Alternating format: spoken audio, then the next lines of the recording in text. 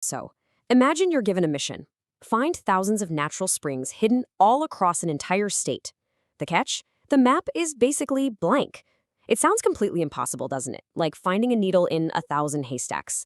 But what if the secret wasn't about searching harder on the ground, but about finding a brand new way of seeing everything from above? Let's dig into how this wild, seemingly impossible task actually got done. First off, you really have to appreciate just how much we overlook springs. I mean, they're everywhere, but nowhere on our radar. Dr. Greg Brick, a geologist who's mapped tons of springs, says that when you even mention you're looking for them, most people just give you this blank deer-in-the-headlight stare. It's such a simple idea, water coming out of the ground, but we've kind of collectively forgotten about them. So that's the massive challenge right there. When the Minnesota Spring Inventory kicked off back in 2014, the map of some of the state's most water-rich areas was, for all practical purposes, just empty. They needed a way to survey these huge territories, and they needed to do it fast and without a giant budget. And here is the thing. You can't just pull out the old maps. Even the best geological maps on the planet are no help because, well, the folks who made them just weren't looking for springs.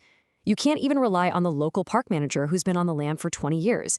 If you really want to find them, you've got to go look for yourself. Okay, so with all the traditional methods pretty much useless, the team really needed a breakthrough. And they found one. But it wasn't out in the woods. It was hidden right there, in a totally new kind of map.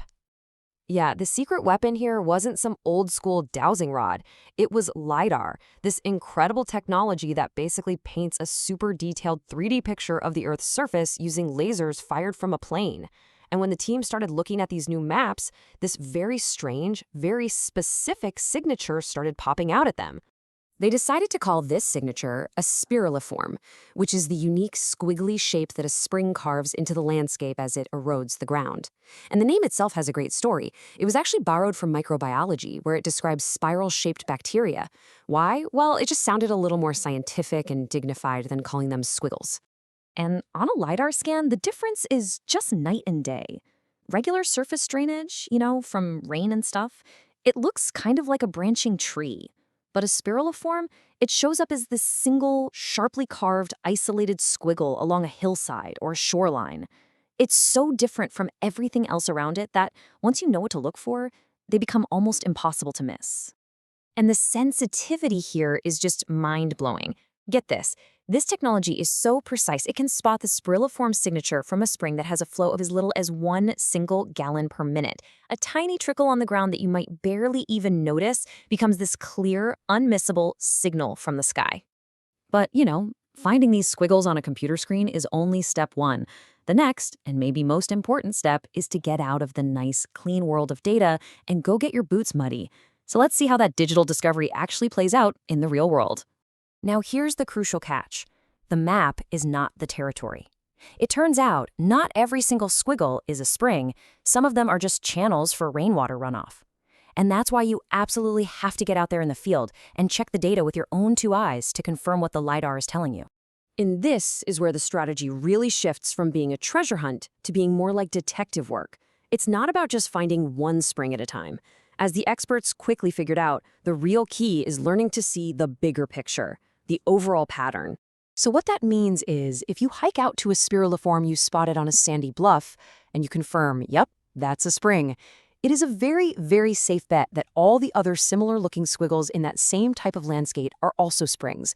It's this pattern recognition that makes it possible to map thousands of them without having to visit every single one. It's a total game changer. And just as important as knowing where to look is knowing where not to look. Any area that shows no spiraliforms on the lidar scan gets logged as a dead ground. These become low-priority zones that you can basically just skip, which saves a massive amount of time and energy. It's all about focusing your efforts where they're going to pay off. So what does it actually take to hunt for springs in the real world? Well, here's a quick masterclass for you. A few practical and, honestly, pretty counterintuitive tips straight from the pros in the field. First things first, when should you go? You'd probably think summer, right? Wrong. Summer is a total bummer. You've got dense plants blocking your view, you're getting eaten alive by bugs, and high rivers can actually cover up the very springs you're looking for. The best time, believe it or not, is winter. The leaves are gone so you can see everything. And since springs flow at a constant temperature, they create these obvious melt holes in the snow. It's a perfect clue. And here's a core principle for actually moving through the landscape. Forget the trails people have made. Your real guide is the shape of the land itself. You need to follow the breaks in slope, those places where the angle of the ground suddenly changes, because that's exactly where water is most likely to decide to pop out. And hey, here are a few more pro tips. Do follow deer trails. Animals are smart. They often use springs as a reliable water source. But don't follow human trails. They're actually designed to be hydrophobic, to shed water and avoid washing out. Also, keep an eye out for icicles. They can be a great clue that there's a real spring nearby. And you can forget the expensive toys. Things like drones and fat bikes are mostly just going to slow you down in the rugged places you need to go. Now, this whole method of finding hidden water just by looking for a unique signature from the sky, it has some really profound implications. It forces you to think bigger, way bigger than Minnesota, or even bigger than planet Earth. So, it leads to this really fascinating question. If we can spot these telltale squiggles from orbit on our own world, could we use the exact same technique to find evidence of water or ancient water on other planets? I mean, think about that. Instead of just sending rovers to sniff for molecules, we could actually task missions to Mars with looking for these specific landforms. We could be hunting for Martian spirulilliforms, the fossilized dried-up scars that were left behind by ancient springs that once flowed on the red planet. The very same method used to fill a blank map in Minnesota could help us fill in the history of an entire world.